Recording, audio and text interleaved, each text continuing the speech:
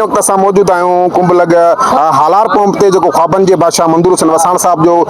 ॻोठ आहे उते मौजूद आहियूं जेको सुबुह सवेर तक़रीबन 6 बजे जेको आहे कराची को जेको सामान आयल आहे उहो सामान खणण लाइ मुस्तफा भुगटी जेको आहे पंहिंजो सामान खणण आयो त 3 फोरू आहिनि जेके मेन नेशनल हाईवे ते उनको गाॾी फुर करे ऐं उनखे जेको आहे गोलियूं हणी क़तल करे छॾियो आहे। अचो त वधीक उन्हनि जे वारसनि खां पुछूं त उन्हनि जो छा चवणु आहे। मां पाण मरांस बाबा चाचा मंदूर साहब खे खपे मुंहिंजी मदद करे पर इन ज़ालिमनि जा घर डराए इन ज़ालिमनि खे तबाह करे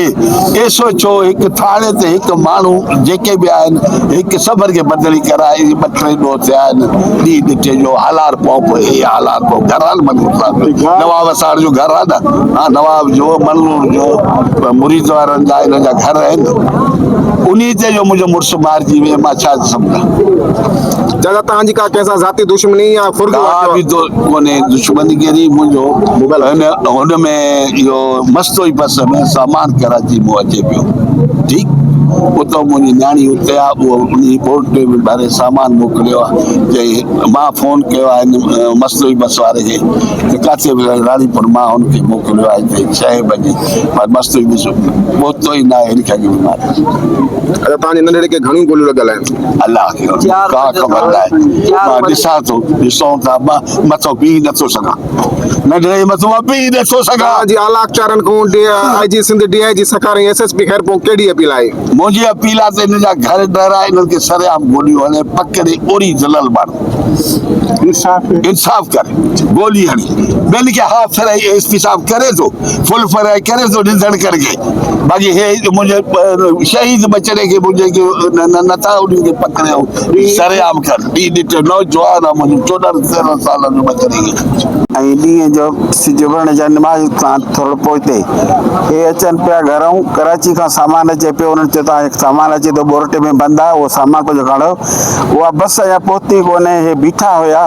3 माण्हू मोटरसाइकिल ते आया जेको हिन सां ॿियो छोकिरो कॾो नंढो उनखे केले ॿार विया हिन खे फायर कयऊं हिन थोरी मज़ामत कई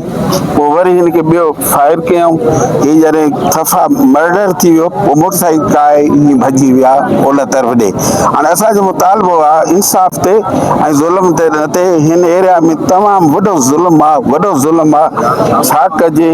काॾे वञिजे। असां मंदूर साहब जा PP जा पुराणा वर्कर आहियूं हे असांजी यूनियन काउंसिल आहे असां हिते चऊं था असां त राति ॾींहुं पिया घुमूं आज़ादी सां पर हे ॾींहं जो हेॾो हादस थियो असांजो मुतालबो आहे इंसाफ़ ते ऐं ओरिजिनल ॾोहारी मिलनि ऐं असांजे हथ असांखे ॾेखारनि ॾोहारियुनि खे गवर्नमेंट नथी करे त असां पाण ई हुन ॾोहारियुनि खे कंदासीं ऐं पुलिस जा हाल इहे आहिनि। असांजी अपील आहे त इंसाफ़ थिए ऐं ॾोह ख़तमु कया वञनि अहिड़ो ज़ुल्म असां ॾिसूं पिया केरु बर्दाश्त कंदो। हुनजो ज़ईफ़ पीउ 70-75 साल जो पियो आहे हुनजी माउ धार रड़ियूं थी करे पई घर में कहराम लॻो पियो आहे इंसाफ़ ते असुल ॾोहारी असांखे खपनि छो अहिड़ो ज़ुल्म थिए जॾहिं असां PP जा आहियूं असुल खां वर्कर असांजी UC आहे असां पंहिंजे घर में बि तहफ़ुज़ न हुजे त पोइ काॾे वञूं। असांजी इहा अपील आहे इंसाफ़ ते असां हर एंगल सां ॾिसूं था अलाह साईं मदद कंदो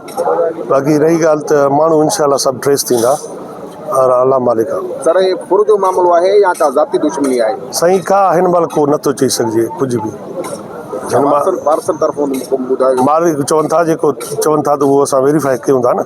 बाक़ी रही ॻाल्हि त माण्हू सभु इंशाअल्लाह गिरफ़्तार थींदा। जी बिल्कुलु तव्हां वारसनि जूं ॻाल्हियूं ॿुधियूं उन्हनि जो इहो ई चवणु हो त असांजी कंहिंसां बि का ज़ाती दुश्मनी कोन्हे ऐं जेको फुर जो मामिलो आहे हर रोज़ु वधंदो पियो वञे कुंभ में जेको आहे बदअमनी जेका वधी वई आहे ऐं असांजी जेका उन्हनि मुज़ाहिरनि चयो त असांजी मंदूर हुसैन खे अपील आहे त ख़ुदा रा असां सां इंसाफ़ कयो वञे ऐं असांखे जेके आहिनि जैनिन जेके कातिल आहिनि गिरफ़्तार कराया ॾिना वञनि ऐं असांजी कंहिंसां बि दुश्मनी न आहे ऐं असांजी जेका आहे दुश्मनी कंहिंसां न करे वञे। कैमरामैन टीम सां गॾु हिदायत तुमरानी WTN न्यूज़ कुंभ।